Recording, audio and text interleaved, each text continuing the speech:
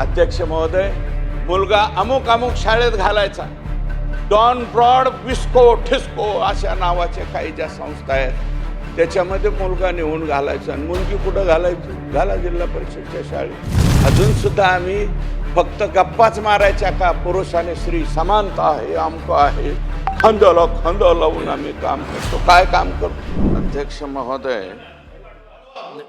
अन्ना घ्या, त्यांचे एक दोन लोकांना बोलू द्या ना साहेब, घ्या. बोलण्यासारखा विषय. घ्या ना, अन्ना घ्या. जयंत पाटील साहेब बोलतायत विरोध. घ्या. अध्यक्ष महोदय, या ठिकाणी आपण सतत अध्यक्ष महोदय, मुलगी आणि मुलगा एकच आहेत, दोन्ही समान असले पाहिजेत, समान न्याय दिला पाहिजे, अशा पद्धतीच्या अध्यक्ष महोदय समाजामध्ये अनेक गप्पा आपण त्या ठिकाणी मारतो.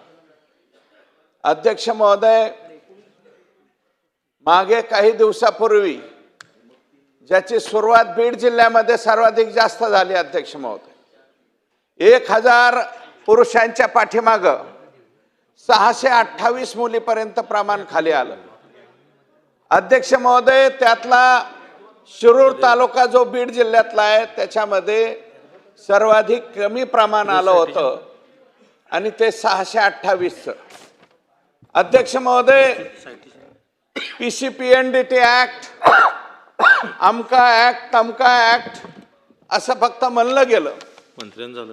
अध्यक्ष महोदय, विनायकराव मेटे साहेब आज इथे नाही आहेत, परंतु त्यांनी याच्यामध्ये सुरुवातीला लक्ष घातलं आमच्या जिल्ह्याच्या बाबतीतलं.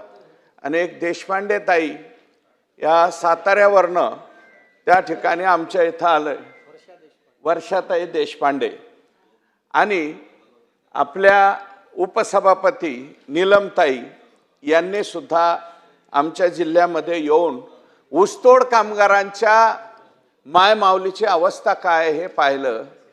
अध्यक्ष महोदय, मुलगी नकोशी म्हणून हे प्रमाण 628 पर्यंत आलं. पुढं अध्यक्ष महोदय त्याच्यात परिस्थिती सुधारली, आमच्या इथं सुद्धा सुधारली. परंतु अध्यक्ष महोदय, गडचिरोली जिल्ह्यामध्ये 1000 मुलांच्या पाठीमागं 1100 मुली असं प्रमाण त्या कालावधीत होतं. अध्यक्ष महोदय, मग सुशिक्षित जिल्हे कोणते, सुधारलेले जिल्हे कोणते? ज्या जिल्ह्यामध्ये जगामधली कोणतीही गाडी नवीन तयार झाली तर पहिली बुकिंग होती, त्या जिल्ह्यामध्ये मुलींचं प्रमाण कमी आणि आदिवासी समजले गेलेल्या त्या गडचिरोली जिल्ह्यामध्ये प्रमाण जास्त. मग नेमके कोणते जिल्हे सुधारले आणि कोणते पाठीमागे आले याचा सुद्धा विचार करण्याची आवश्यकता आहे अध्यक्ष महोदय. अध्यक्ष महोदय, आता सुद्धा या सभागृहामध्ये ऐकायला मिळायला लागलंय अध्यक्ष महोदय की बहुतेकांनी 4, 2, 5, 7, 8 आमदारांनी, मला वाटतं विधानसभा सदस्यांनी या ठिकाणी प्रश्न मांडले, काही लक्षवेधी सुद्धा लागल्यात अध्यक्ष महोदय.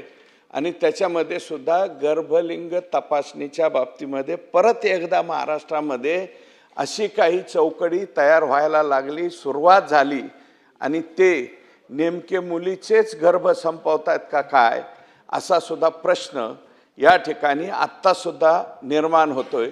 अध्यक्ष महोदय, PCPNDT ऍक्ट जर याच्यामध्ये कमी पडत असेल तर त्याच्यामध्ये आणखी सुद्धा महिला व बालकल्याण विकास मंत्री या ठिकाणी आहेत, त्या उत्तर देणार आहेत सरकार म्हणून. त्यांना माझी विनंती आहे की त्याच्यामध्ये आणखी काही अमेंडमेंटची आवश्यकता आहे का, आणि ती सुचविण्याचं काम आपण करणार आहात का केंद्राकडे. आणि कारण हा कायदा केंद्राचा आहे. त्या PCPNDT मध्ये म्हणजे आमचे कीर्तनकार सुद्धा मध्ये अडचणीत आले होते, त्यांच्यावरती बोट ठेवायलाच फक्त PCPNDT ऍक्ट आहे का. आणि हे अशा पद्धतीने हे संघटित गुन्हेगारी करणारे काही लोक जे आहेत यांच्यावरती अध्यक्ष महोदय, जर मुली हे संपवित असतील गर्भाशयामध्ये किंवा ॲबॉर्शनच्या बाबतीमध्ये निर्णय घेत असतील तर अशा काही डॉक्टरांवरती, अशा एजंटावरती मोकासारखे सुद्धा गुन्हे लागतील का याचा सुद्धा विचार करण्याची आवश्यकता आहे अध्यक्ष महोदय. हे सडले पाहिजेत काही दिवस अध्यक्ष महोदय लोक, यांच्यावरती कारवाई झाली पाहिजे. फक्त PCPNDT ॲक्टमध्ये गुन्हे दाखल करून आणि लगेच काहीतरी सुटून फक्त एखाद्या जिल्ह्यामध्ये मोठमोठ्या मथळ्यामध्ये बातम्या येतात आणि नंतर त्या जिरून जातात, असं होता कामा नये. अध्यक्ष महोदय, आजही हे प्रकार मोठ्या प्रमाणावरती चाललेत आणि आज परिस्थिती प्रकाशदादांनी काल प्रश्न या ठिकाणी विचारला, त्याला उत्तर दिलं भोयर साहेबांनी, परंतु ते चेष्टेच्या रूपामध्ये वाटलं. अध्यक्ष महोदय, परिस्थिती तशी नाहीये. ग्रामीण भागामध्ये पहिले म्हणजे गावामधल्या पारावरती बसून आमच्या बाबासाहेबला फार स्थळं येत आहेत, आमच्या बाबासाहेबला फार स्थळं येत आहेत, अशा गप्पा मारायच्या. अध्यक्ष महोदय, एक मुलगी उपवर कन्या असेल तर 20 ते 25 ठिकाणची स्थळं येत आहेत. अध्यक्ष महोदय, 150 पहिलवान गावात बिगर लग्नाचा आहे, एकाला सुद्धा सोयरिकी आहे ना, इतकी वाईट अवस्था ही ग्रामीण भागामध्ये त्या ठिकाणी झालेली, कुणीच विचारत नाही. आणि म्हणून माझ्या पोराचं लग्न लावून द्या म्हणून एजंट सुद्धा त्या ठिकाणी तयार झाले. अध्यक्ष महोदय, कर्नाटकामधून मुलगी आणली जाते, 2 दिवस राहते, 10-15 दिवस सोन्या, 10 तोळे सोने, 5 तोळे सोन्यासहित ती मुलगी 2-4 दिवसात गायब होते. अशा काही टोळ्या सक्रिय झाल्यात. अध्यक्ष महोदय, या टोळ्यांवरती खरोखर कारवाई होण्याची आवश्यकता आहे. फार कमी लोक 420चा गुन्हा दाखल करतात, नाही तर लोक कशाला इज्जतीचा पंचनामा म्हणून केसच दाखल करायला येत नाहीत. ही सुद्धा वस्तुस्थिती त्या ठिकाणी आहे. अध्यक्ष महोदय, ही फार समाजामधली गंभीर बाब आहे. मुलींची संख्या अजिबात कमी होता कामा नये, मुलींची संख्या वाढली पाहिजे. अध्यक्ष महोदय, मुलगा अमुक शाळेत घालायचा, डॉन ब्रॉड विस्को ठिस्को अशा नावाच्या काही ज्या संस्था आहेत त्याच्यामध्ये मुलगा नेऊन घालायचा, आणि मुलगी कुठं घालायची? घाला जिल्हा परिषदच्या शाळेत.